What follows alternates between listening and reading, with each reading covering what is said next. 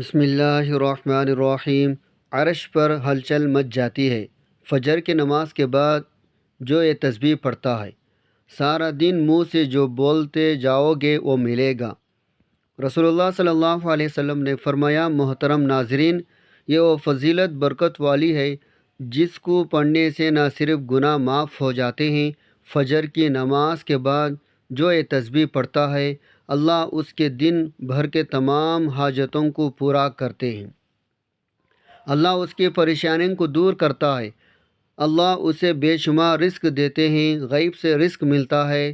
رسول اللہ صلی اللہ علیہ وسلم نے فرمایا، جو شخص صبح فجر کی نماز کے بعد جو مرتبہ پڑھے تو قیامت کے دن اس سے افضل کسی کا عمل نہیں ہوگا، سوائے اس شخص کے جس نے اس کے برابر یا اس سے زیادہ ان کلمات کو پڑھا۔ ناظرین، فجر کی نماز کے بعد جو یہ تسبیح پڑھتا ہے، عرش پر ہلچل مچ جاتی ہے۔ اللہ تعالیٰ اپنے بندے کی حاجت کو پورا کرنے کے لیے فرشتوں کی دوڑیں لگا دیتے ہیں، اس کے ہر معاملات میں اس کی مدد کرتے ہیں، اس کے منہ سے ہر لفظ پر اللہ تعالیٰ کے کن لکھ دیتے ہیں۔ محترم ناظرین اکرام، یہ ایک بہت ہی خاص اور مجرب وظیفہ لے کر آپ کی خدمت میں حاضر ہوا ہوں، جس کو آپ فجر کی نماز کے بعد 100 مرتبہ پڑھ لیں، لاکھوں کا قرض بھی ختم ہو جائے گا، حاجت ایک دن میں پوری ہو جائے گی۔ ناظرین، یہ بڑا وظیفہ نہیں اور نہ ہی کبھی آپ کو بڑے بڑے وظائفے بتاتا ہوں۔ محترم، مختصر سا عمل ہے۔ آج کا وظیفہ نہایت ہی مختصر سا وظیفہ ہے۔ فجر کے بعد آپ نے اس عمل کو کر لینا ہے، انشاءاللہ پھر اس وظیفے کا اثر آپ دیکھیں گے۔ رزق، مال، دولت کی بہار لگ جائے گی۔ یہ خاص دولت رزق کے حوالے سے ہے، لیکن آج کا یہ عمل صدق دل کے ساتھ آپ نے کرنا ہے۔ اس عمل کو اگر فقیر بھی کرے گا تو بھی اللہ پاک کی عنایات اور اس کے فضل کرم سے دولت پر بیٹھ کر راج کرے گا، کیونکہ اس وظیفے میں جو طاقت ہے، اس وظیفے کے جو اثر ہے، وہ بہت کم لوگ جانتے ہیں۔ ویسا تو ہم نے اپنے چینل پر بے شمار وظائف بتائے ہیں، لیکن یہ جو عمل ہے، یہ جو وظیفہ ہے، یہ آپ کی ساری پریشانیوں کو ختم کر دے گا۔ آپ کے اوپر لاکھوں کا، کروڑوں کا قرضہ انشاءاللہ وہ بھی چٹکیاں بجاتے ہی ادا ہو جائے گا۔ قرض کے ادا ہونے کے ایسے اسباب پیدا ہوں گے، پھر آپ سب حیران رہ جائیں گے۔ آپ کے پاس دولت کی کمی ہے، آپ کرائے کے گھر میں رہتے ہیں، آپ کو سمجھ نہیں آتی کرایہ کیسا ادا کریں، گھر کا خرچہ کیسا چلائیں، کیونکہ آج کا مہنگائی بھی اتنی زیادہ ہے، ایک وقت کا کھانا بھی مشکل ہو چکا ہے۔ ہر ماہ بجلی کے تگڑے تگڑے بل بھی ادا کرنے ہوتے ہیں، ہر ماہ بچوں کی فیس بھی ادا کرنی ہوتی ہے۔ انسان بہت پریشانی میں مبتلا ہے، انسان بہت پریشان ہے، اور انسان کو سکون صرف اللہ کے ذکر میں ہی ملتا ہے۔ یہ بات بہت اہم کرنے لگا ہوں۔ جب انسان عاجزی کے ساتھ اللہ کے آگے جھک جاتا ہے، سجدے پہ سجدہ کرتا ہے، اور پھر ہر سجدے پر رو رو کر گڑ گڑا کر خوب ڈھیروں دعائیں مانگتا ہے، تو اس کو بھی اللہ تعالیٰ ضرور عطا فرما دیتا ہے۔ ہم ہر وظیفے میں آپ کو بتاتے ہیں، اللہ سے مانگنے کا آپ کو طریقہ جب آ جائے گا، پھر آپ کو کسی مزید وظیفے کی ضرورت نہیں پڑے گی۔ آپ نے صرف ہاتھ اٹھانے اور آپ کو ملنا شروع ہو جائے گا، لیکن اس سے پہلے آپ کے کچھ اعمال ہوتے ہیں۔ آپ جو چھوٹی چھوٹی غلطیاں کرتے ہیں، جن کو اگر آپ سدھار لیں اور آپ اپنے کاروبار میں حلال طریقے سے کاروبار کریں یا رزق کمانے میں حلال ذریعہ استعمال کریں، جیسے کہ اللہ تعالیٰ کے نبی پاک صلی اللہ علیہ وسلم نے کاروبار کیا تھا، اور آپ بھی اسی طرح کام کریں، حلال و پاکیزہ رزق کمائیں۔ اگر آپ کا کاروبار کرتے ہیں تو اس طریقے سے کریں، اگر آپ جاب کرتے ہیں، کوئی آپ پر انگلی نہ اٹھا سکے، آپ ایمانداری سے ڈیوٹی بھی دیں، جس کام کی تنخواہ لیتے ہیں وہ کام مکمل جان فشانی سے کریں، اور اپنے فرائض سے کوئی غفلت نہ کریں۔ ہر ماہ رزق حلال ہی آپ اپنے گھر میں لائیں، کوشش کریں آپ کے پورے گھر میں حرام کا ایک لقمہ بھی کسی کے پیٹ میں نہ جائیں۔ حلال رزق کمانے سے ایسا ہی ہو نہیں سکتا، انسان اپنے اللہ پاک سے مانگے اور اللہ پاک اس کی دعا کو رد کر دے، ایسا کبھی نہیں ہو سکتا۔ اور یہ وظیفہ ہے، جب یہ وظیفہ کوئی بھی بندہ پڑھتا ہے، اس وظیفے سے اس کے پاس بے تحاشا دولت آ جاتی ہے۔ ناظرین محترم، یہ ساری نعمتیں جو ہیں، ساری برکتیں جو ہیں، حلال میں اللہ پاک کا شکر ادا کرنے میں ہی پوشیدہ ہے۔ کوشش کیا کریں، کثرت سے اللہ پاک کا شکر ادا کیا کریں۔ انشاءاللہ دیکھنا کیسے آپ کے وار نیاری ہو جاتے ہیں۔ اگر آپ کے اوپر قرض ہے، آپ نے سود پر قرض لیا ہوا ہے، تو سب سے پہلے اللہ پاک سے معافی مانگے، کیونکہ سود حرام ہے اور اللہ پاک سے کھلی جنگ ہے۔ تو اللہ سے جنگ کون کر سکتا ہے؟ میرے بھائیوں بہنوں، جو بندہ اللہ سے جنگ کرنے کا سوچے گا، وہی دونوں جہانوں میں مارا جائے گا۔ وہ دنیا میں بھی ذلیل اور رسوا ہوگا، آخرت میں بھی ذلیل رسوا ہی ہو رہے گا۔ جہنم کے انتہائی جو سب سے نچلی والے گڑھے ہیں، ان میں ان کو پھینکا جائے گا۔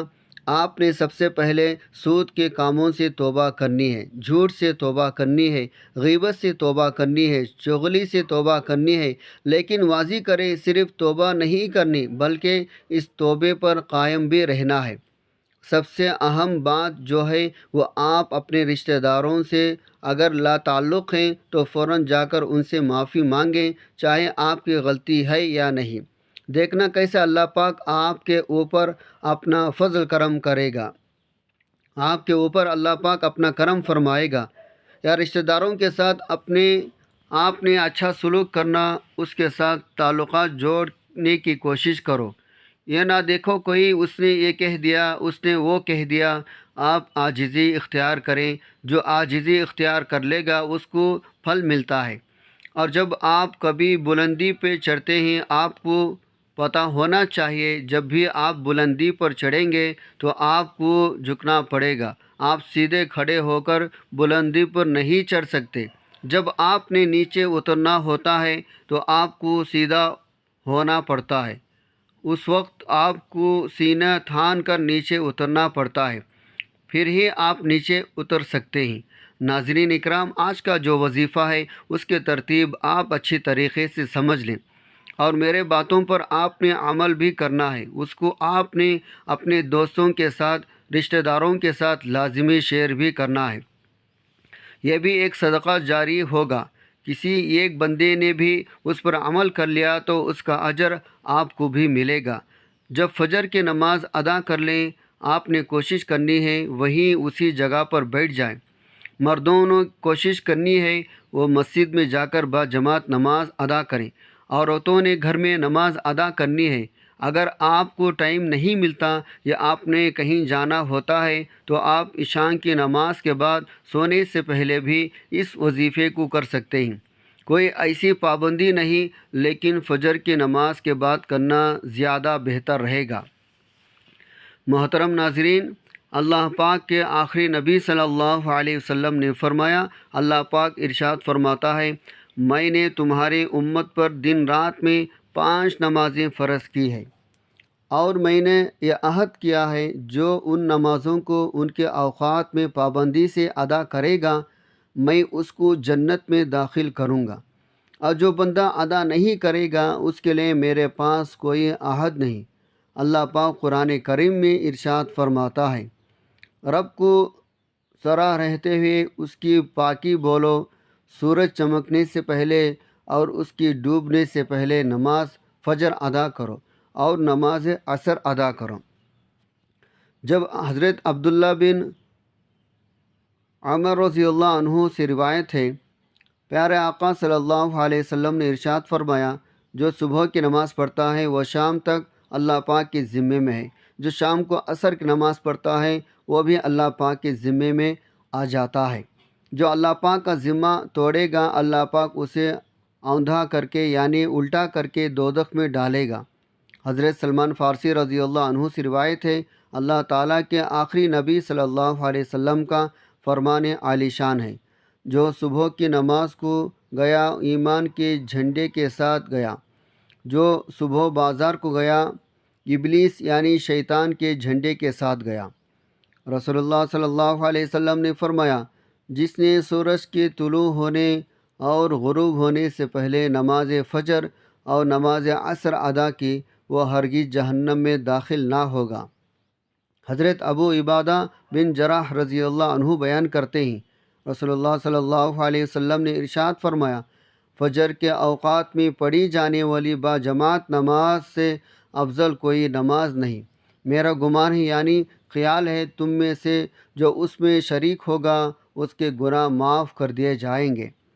حضرت انس رضی اللہ عنہ سے روایت ہے، سرکار مدینہ صلی اللہ علیہ وسلم نے ارشاد فرمایا، جس نے 40 دن فجر اور عشاء کی نماز باجماعت پڑھی اور اللہ پاک اس کو 2 آزادی عطا فرمائے گا، ایک نار یعنی آگ سے، دوسری نفع یعنی منافقت سے۔ نماز جنت کی چابی ہے۔ اللہ تعالی ہمیں وقت پر 5 نمازیں پڑھنے کی توفیق عطا فرمائے، آمین۔ یا الہی فجر میں ہم کو اٹھنے کا شوق دے، سب نمازیں ہم پڑھیں، وہ ذوق دے جو صبح کی نماز سورج نکلنے سے پہلے پڑھ لیں، یعنی بعض جماعت نماز ادا کریں۔ اللہ پاک اس کے لیے باقی نمازیں پڑھنا آسان کر دیتا ہے۔ جب اسے موت ہے اللہ پاک اس کے لیے جنت کے دروازے کھول دیتا ہے۔ فجر کی سنتیں دنیا کے خزانوں سے بہتر ہے۔ اللہ پاک قیامت کے دن اسے اپنا دیدار نصیب فرمائے گا۔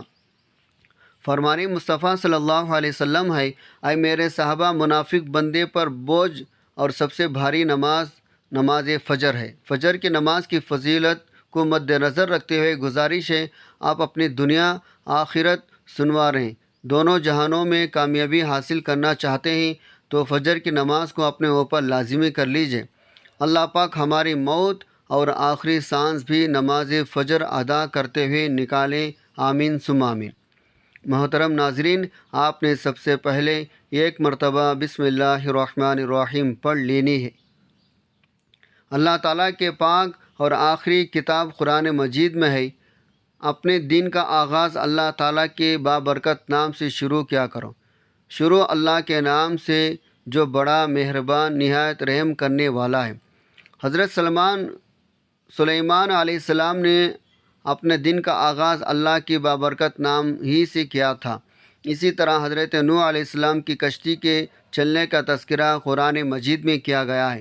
اللہ تعالیٰ نے ارشاد فرمایا، ترجمہ، اور کہاں اس میں سوار ہو جاؤ، اس کا چلنا تیرے اللہ کے نام سے، بے شک میرا رب بخشنے والا مہربان ہے۔ گویا کسی بھی ایسے کام کا آغاز جو جائز ہو، اللہ تعالیٰ کا نام لینا اور اسے شروع کرنا انبیاء اکرام علیہ السلام کی سنت مبارکہ ہے۔ جو کام بسم اللہ الرحمن الرحیم پڑھ کر شروع کیا جاتا ہے تو اس کام میں برکت پیدا ہو جاتی ہے۔ نبی پاک صلی اللہ علیہ وسلم جب بھی کوئی کام کرتے ہیں اس کی ابتدا بسم اللہ الرحمن الرحیم سے فرماتے تھے۔ آپ صلی اللہ علیہ وسلم نے فرمایا، اپنے دین کا آغاز اللہ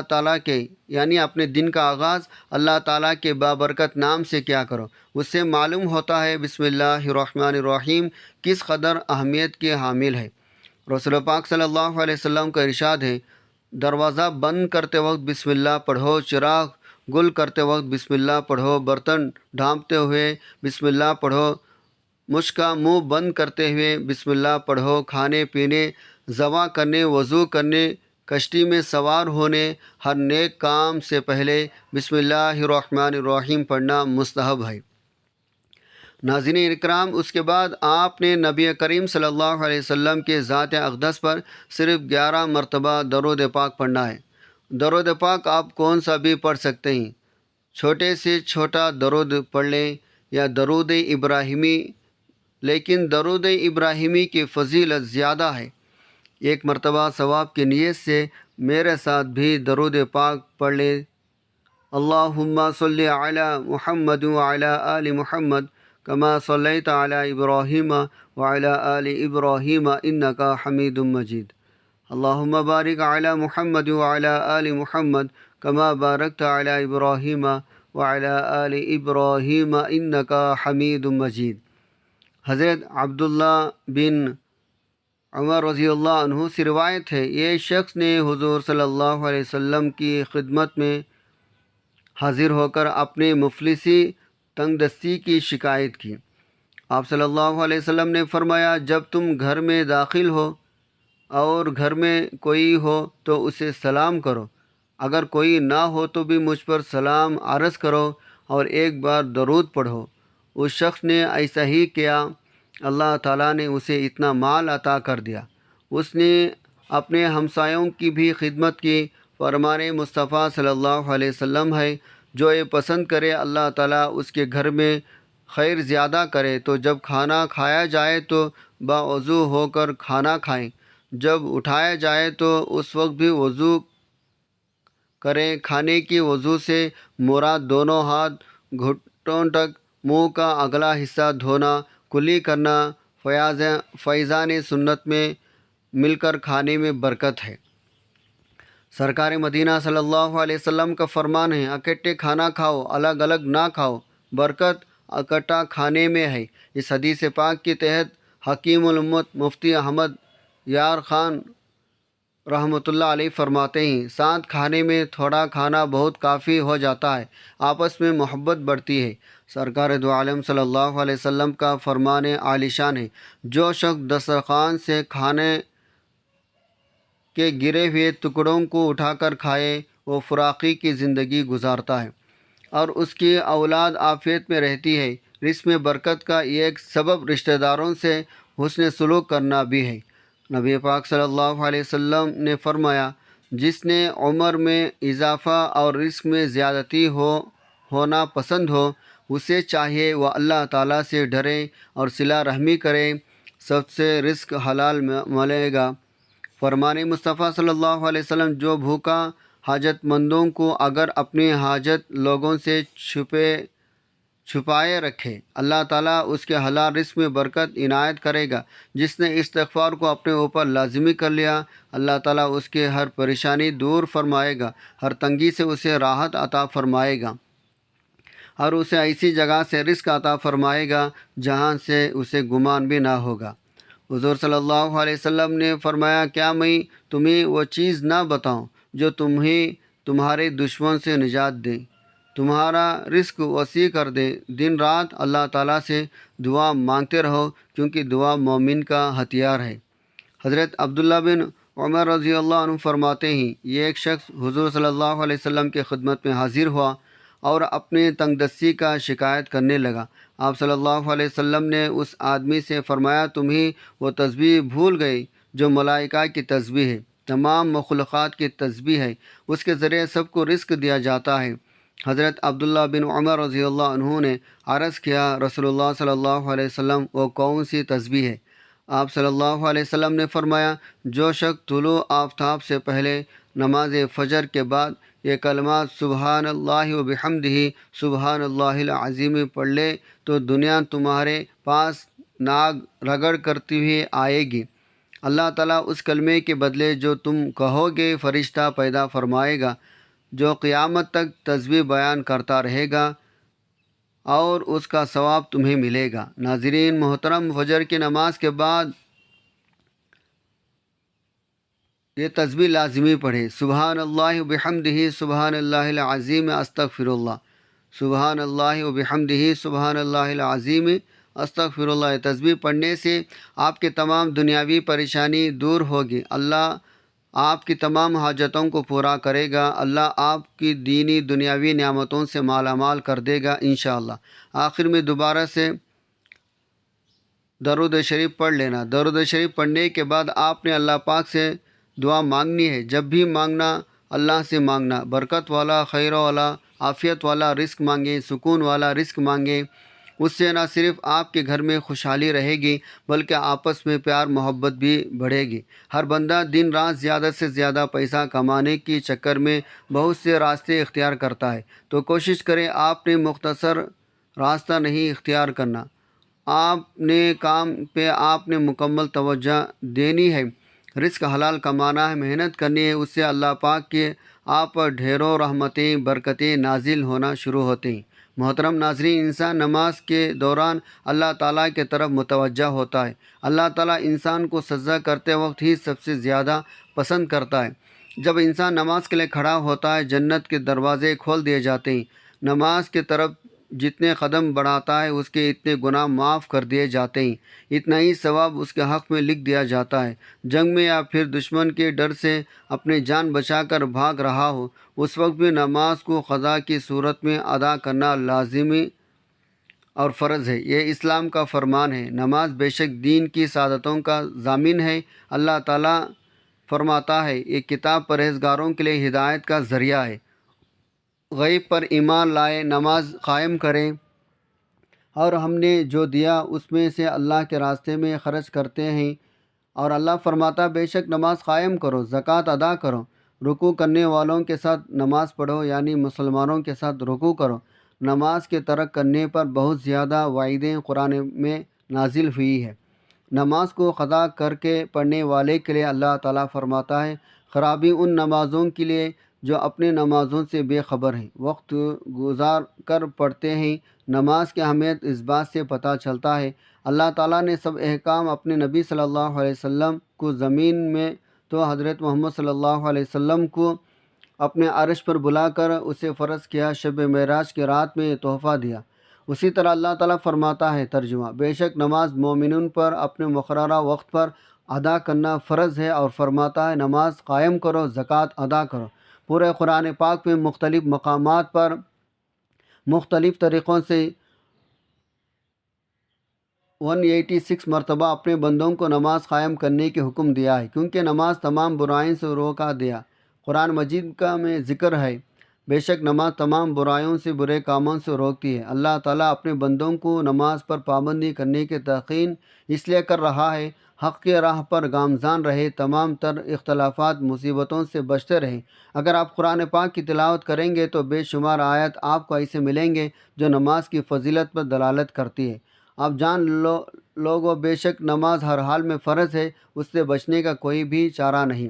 حضرت عقبہ بن عامر رضی اللہ عنہ روایت ہے، نبی صلی اللہ علیہ وسلم نے ارشاد فرمایا، جو بھی مسلمان اچھی طریقے سے وضو کرتا ہے، پھر کھڑے ہو کر اس طرح 2 رکعت نماز پڑھتا ہے، اپنے دل سے اللہ تعالیٰ کی طرف متوجہ ہو کر یہ 2 رکعتیں ادا کرتا ہے، اس کے لیے جنت واجب ہو جاتی ہے۔ حضرت عبداللہ بن مسعود رضی اللہ عنہ سے روایت ہے، حضور صلی اللہ علیہ وسلم نے ارشاد فرمایا، جس نے نماز پر محافظت کی تو قیامت کے دن اللہ تعالیٰ اس کے لیے نور روبان نجات ہوگی۔ جس نے نماز کی محافظت نہ کی اس کے لیے نہ نور ہوگا، نہ برہان، نہ نجات۔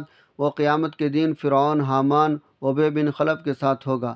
حضرت ابو سعید خدری رضی اللہ عنہ سے روایت ہے، حضور صلی اللہ علیہ وسلم نے ارشاد فرمایا، جس نے جان بوجھ کر نماز چھوڑی، قیامت کے دن جہنم کے اس دروازے پر اس کا نام لکھ دیا جاتا ہے جس سے وہ داخل ہوگا۔ اللہ پاک سے دعا ہے ہم سب کے کبیرہ صغیرہ گناہ معاف فرمائے، آمین۔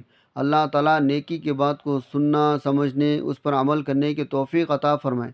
میرا سنانا، آپ کا سننا اپنے پاک بارگاہ الہی میں قبول و منظور فرمائے، جو مانگا مقدر فرمائے، جو نہیں مانگ سکے بن مانگے عطا فرمائے، آمین ثم آمین۔ ناظرین، اپنے رزق میں برکت، وسعت اور کشادگی کے لیے اللہ تعالیٰ کے 99 ناموں میں سے کوئی ایک نام کمنٹ میں ضرور شیئر کریں۔ اللہ تعالیٰ ہم سب کا حامی و ناصر ہو، آمین۔ جزاک اللہ خیرہ۔ السلام علیکم ورحمۃ اللہ وبرکاتہ۔